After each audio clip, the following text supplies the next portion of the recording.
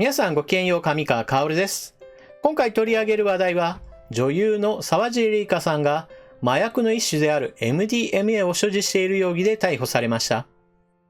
ここ最近、芸能界からの逮捕者というものが続々と出ているわけですが、これがあくまでも印象の問題なのか、それとも芸能界全体の汚染なのか、そして芸能界だけではなく日本全体でこの問題を考えなければいけないほどになっているのかといったことを少し考えていこうと思います。それでは沢尻エリカさん逮捕のニュース、その後には今年起こっている麻薬取引の押収状況についてまとめた記事をお聞きください。それではどうぞ。沢尻エリカ容疑者逮捕のいきさつは、女優の沢尻エリカ容疑者が東京都内で合成麻薬の MDMA を所持していたとして警視庁に逮捕されました。警視庁は午後6時頃から詳しいいきさつについて説明しています。カプセル2錠。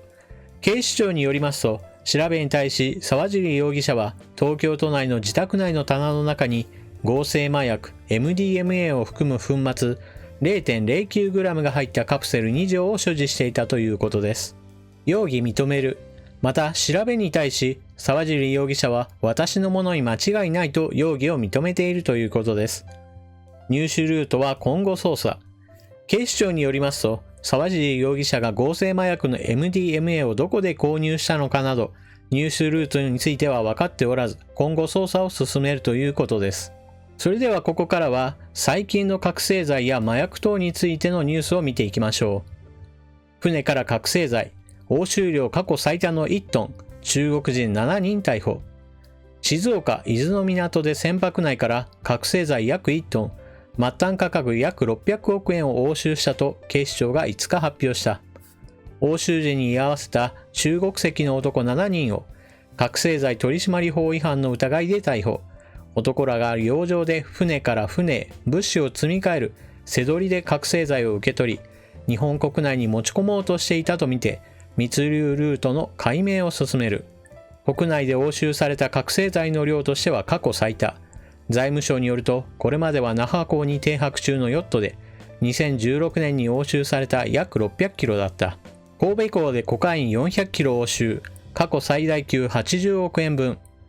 神戸港で10月、貨物船の積み荷のコンテナからコカイン約400キロが見つかり、神戸税関が押収していたことが捜査関係者への取材で分かった。密売による末端価格は総額約80億円に上り、一度に押収したコカインの量としては国内で過去最大級とみられる。兵庫県警と合同で密輸ルートを調べている。捜査関係者によると、コンテナを積んだ船はブラジルを出発し、渓谷を経由して神戸港に10月に到着した。コカインは袋詰めされ、コンテナの積み荷の鉄鉱石などに混じっていたという。覚醒剤158キロを押収。日本向け荷物に隠す。タイ警察は14日、日本に密輸されようとした疑いのある覚醒剤約158キロ、末端価格約95億円をバンコクで押収したと発表した。警察は東京向けの不審な荷物があるという税関当局の通報を受けて捜査し、箱に収められたランニングマシンの下から中国茶の袋に入った覚醒剤を発見。発送者が利用していた倉庫を捜索し、新たに覚醒剤を隠した約10個のランニングマシンの箱を見つけた。警察はタイ人の輸出業者の男を覚醒剤不法所持や密輸の容疑で逮捕した。男は関与を否定している。それでは最後に、財務省がまとめた今年上半期の麻薬取引に関する情報について見ていきましょう。不正薬物の押収量が上半期で 1.5 トン超え。令和元年上半期の全国の税関における関税法違反事件の取り締まり状況。財務省は令和元年上半期に全国の税関が空港や港湾等において不正薬物の密輸入その他の関税法違反事件を取り締まった実績をまとめましたのでお知らせします。1、不正薬物の事犯。不正薬物全体の摘発件数は571件、前年同期比 41% 増。押収量は約 1581kg、前年同期比約 2.7 倍となった。押収量は上半期ですでに 1.5 トンを超え、特に覚醒剤は史上初めて4年連続の1トン超えが確実となる大量摘発となった。このように我が国への不正薬物の流入は引き続き拡大傾向にあり、極めて深刻な状況となっている。覚醒剤事犯、発見数は207件、前年同期比約3倍。押収量は約 1460g、前年同期比 2.8 倍となり、摘発件数、押収量ともに増加傾向が続いている。覚醒剤の 1460kg は薬物乱用者の通常使用量で約4867万回分、末端価格にして約876億円に相当。大麻事件、摘発件数は137件、前年同期比 43% 増。押収量は約53キロ、前年同期比 6% 増と、摘発件数は約 1.5 倍となったものの、押収量はわずかな増加にとどまった。ニュース記事とそして財務省の報告というものを読めば、これが芸能界だけの問題ではないということがわかります。一般的にニュースになるのが芸能人だからというだけであって、こうしたニュースにならない一般の人たちの逮捕者というものがたくさんいるということがわかります。そして当たり前のことなのですが、警察や税関等が押収している量というのは全体の 100% では絶対ありません。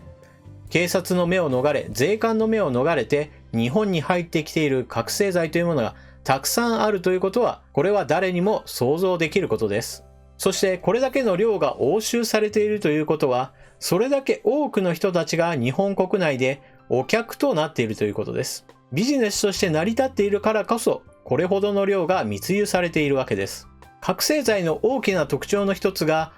人間を変えてしまうことです。これは肉体的、特に脳の機能そのものを変えると言われています。そのために一度麻薬に手を出してしまうと常習化してしまい、なかなか抜け出せないという話を聞きます。また再犯が起こってしまう原因として考えられるのは、麻薬の中毒性がまず第一の要件としてありますが、第二の原因というのが麻薬の販売組織側が壊滅できていないという現実です。どんなに麻薬が欲しいという人がいても、麻薬を売る側が存在しなければ絶対に手に入ることはありません。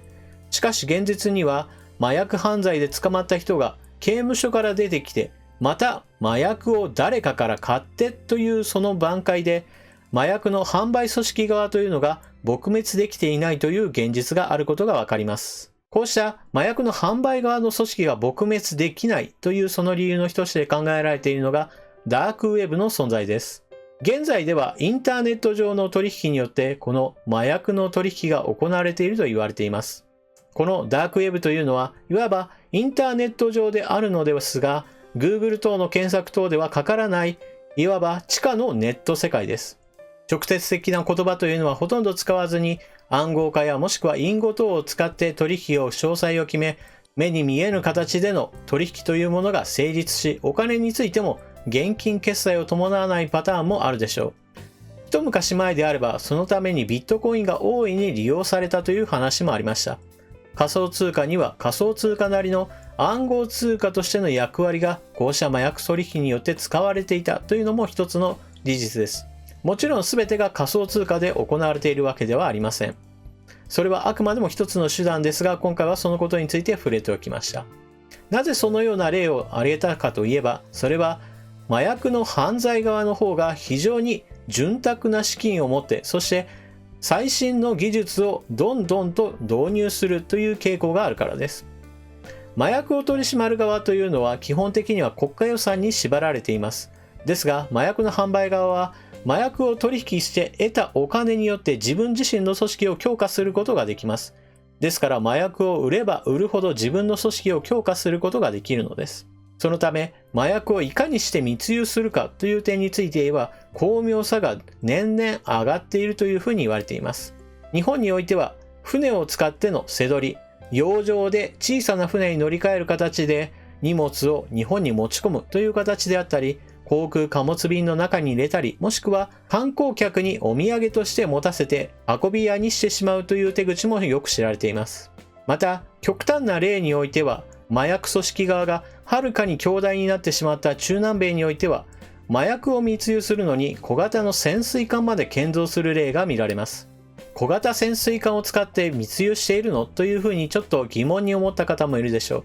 これはどうしても文書等では少し信じられないものがあるので、実際にその密輸をしている現場を取り押さえた現場という映像があるので、それについても少し見ましょう。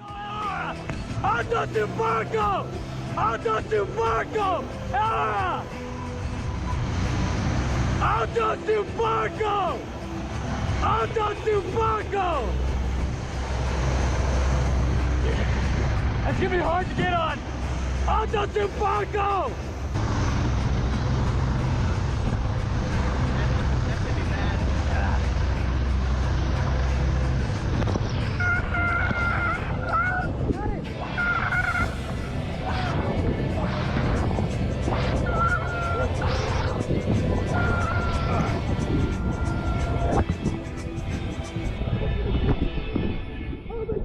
That's why we're down, Marco! Down! Get out! 中南米における麻薬組織の台頭というものは、もはやメキシコ政府にとっても非常に厄介な相手です。多くの人々がお金の力によって支配されており、その軍事力というものは国家にとっても非常に危険だと言われているほどです。そして、アメリカにおいては麻薬があまりにも一般的になりすぎていたために、特に大麻については合法化しようという動きを促進させることになりました。よく日本国内においても大麻を解禁しよう、その理由として言われているのが、欧米では大麻が広く解禁されようとしているじゃないかというふうにして言うわけですが、その実態として言えるのは、麻薬の販売側があまりにも強力で、そのために麻薬が蔓延し、大麻については合法化することで政府がコントロールしようという歪な麻薬戦争の結果なのです。私は日本においてはまだ麻薬の組織側に対しては完全敗北はしていないと思っています。ですから日本においてはこの麻薬の販売側にプレッシャーをかけるということが非常に重要で、これからまだまだ健全化に向かう方策はあると考えています。ここから先はかなり私の試験が入るのですが、麻薬組織をいかにして潰すかということを考えた場合、日本において重要なのは彼らに儲けさせないということが一番大事です。では一体どのようにして儲けさせないかといえば、それは麻薬犯罪側に対して死刑という重罪を課すことです。多くの人間にとって自分の命と引き換えに麻薬を売るということが果たして釣り合うでしょうか。世界においてはこの死刑制度に反対する動きというのもあるのですが、私は必要悪として死刑というものを容認していますし、必要ならば行うべきというふうに考えています。もちろん冤罪等は防がなければなりません。そのために科学捜査なども充実させる必要があるでしょう。しかし、そのような前提となる冤罪をいかにして減らすかという努力をした上で、その上で麻薬の販売側に対して重罪を課すというのは私は非常に重要だと思っています。麻薬を売る側はなぜ麻薬を売るかといえば、それが大きなビジネスとして儲かるからです。しかし自分の命と引き換えであれば、果たしてそのビジネスを続けるでしょうか。